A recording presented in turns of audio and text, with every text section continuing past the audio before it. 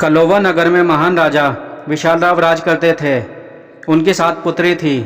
6 पुत्रियों की शादी हो गई थी और उन्होंने 6 बेटियों के पतियों को घर जमाई बनाकर अपने ही महल में रहने के लिए स्थान दे रखा था। राजा के पास अपार धन और वैभव था। धीरे धीरे राजा को अभिमान हो गया कि इस राज्य में सभी लोग उन्हीं के भाग्य का खाते हैं। एक दिन राजा ने अपने सभी मंत्रियों और दास दासियों को बुलाकर पूछा कि तुम सब लोग किसके भाग्य का खाते हो। सभी ने उत्तर दिया, हे राजन, हम तो आपका दिया हुआ ही खाते हैं, इसलिए हमारा भाग्य ही आपसे जुड़ा हुआ है। फिर राजा ने अपनी रानी, 7 बेटियों और दामादों को बुलाया और यही प्रश्न किया कि तुम सब किसके भाग्य का खाते हो। रानी, 6 बेटियों और दामादों ने भी यही उत्तर दिया कि हम सब आपके भाग्य का ही खाते हैं। परंतु छोटी बेटी जो कुंवारी थी, उसका नाम पद्मा था, उसने कहा, पिताजी, मैं तो अपने ही भाग्य का खाती हूँ। यह सुनकर राजा को क्रोध आ गया और उसने अपनी बेटी से कहा, जब यह सब मेरे भाग्य का खाते हैं तो तू अपने भाग्य का कैसे खाती है। लेकिन पद्मा अपनी बात पर अडिग रही और कहती है कि हर इंसान अपने ही भाग्य का खाता है। अब राजा का क्रोध और बढ़ गया। उसने अपने सेवकों को बुलाकर कहा, कल सुबह के समय जो भी सामने मिले उसे ले आओ। सुबह सेवक जब राज्य के बाहर निकले तो उनको एक लंगड़ा मोर दिखा।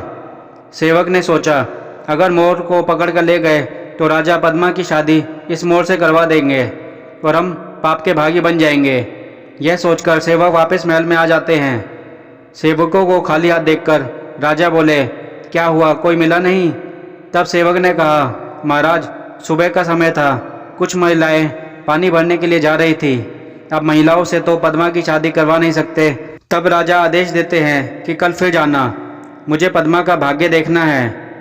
दूसरे दिन सेवक फिर जाते हैं तो वही लंगड़ा मोर सामने दिखता है।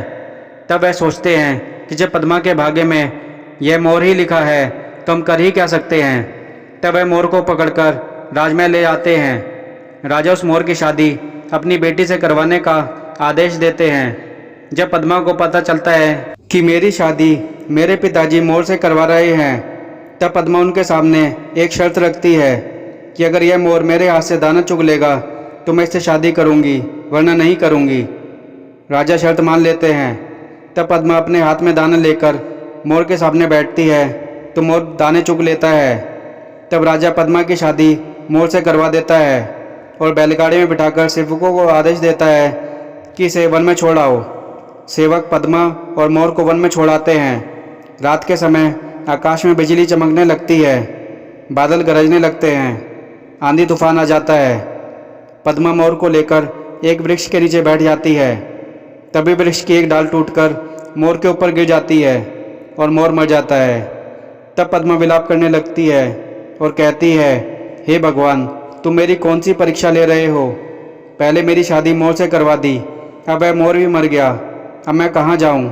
उधर महादेव कैलाश पर्वत से माता पार्वती के साथ मृत्युलोक घूमने के लिए निकलते हैं। जब पद्मा का विलाप पार्वती को सुनाई देता है तो माता पार्वती महादेव को वहाँ चलने के लिए कहती हैं। तब महादेव उनको मना करते हैं कि यह मृत्युलोक है, यहाँ लाखों दुखी हैं, हम किस किस की सहायता करेंगे। पार्वती के बार बार कहने पर महादेव पद्मा के पास जाते हैं और उसकी दुख भरी बातें सुनकर महादेव पद्मा को बताते हैं कि जिस मोर के साथ तुमने विवाह किया वो एक श्राप के कारण मोर बना था। यह मोर तो एक राजा था, तुमसे विवाह के बाद ही यह श्राप से मुक्त हो सकता था, इसलिए यह तो विधि का विधान था। फिर महादेव ने उस मोर को जिंदा करके एक पुरुष बना दिया। यह देखकर पद्मा और ज़्यादा दुखी हो गई। उसने महादेव से कहा, हे प्रभु, यदि मैं इस पुरुष के साथ रहने लगी तो लोग क्या कहेंगे।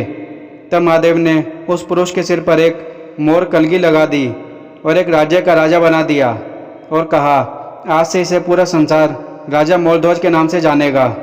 यह कहकर महादेव और पार्वती अंतर्ध्यान हो गए। अब राजा मोरध्वज और रानी पद्मा आनंद पूर्वक अपने राज्य में रहने लगे। उधर पद्मा के पिता अपना संपूर्ण राज्य एक युद्ध में हार गए और भिखारी बन गए। एक दिन भीख मांगते हुए वो राजा मोरध्वज के राज्य में आए। तब पद्मा ने उन्हें पहचान लिया और अपने पति राजा मोरध्वज से मिलवाया।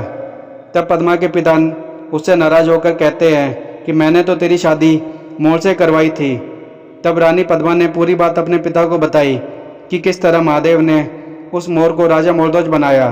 तब राजा विशालराव ने पद्मा से क्षमा मांगी और कहा, तुमने ठीक कहा था कि हर इंसान अपने भाग्य का खाता है और अपने कर्मों से सुख दुख का निर्माण करता है। फिर राजा विशालराव ने राजा मोरध्वज के सहयोग से अपना राज्य वापस प्राप्त किया। कहानी सुनने के लिए धन्यवाद।